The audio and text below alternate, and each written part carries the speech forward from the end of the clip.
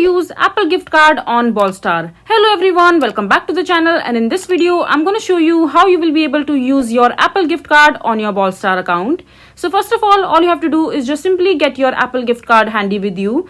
For example, you have this particular Apple gift card in your Apple wallet. Just simply get the Apple gift card code number and the CVC code and the other details that are required to fill in to make the purchase happen in the Brawl Star account.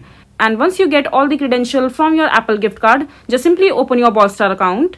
And once you're there in your Brawl Star account, just log into your Brawl Star account using your Supercell ID. And after that, just simply click on the shop icon from the left hand side of the screen. And over here, you will have different options to buy. For example, if you want to buy Ball Pass, just simply click on the Ball Pass section and just select the kind of Ball Pass that you would want to buy. There are two options that are available. So you can go with the entering amount, that is $5.99, or you can also go to the advanced level, which is for $8.99. So for example, I want to buy the first one. Just simply click on it, and as soon as you click on it, the payment method section will appear right in front of you as a pop-up menu. And over here, you need to select the card in order to make your purchase complete.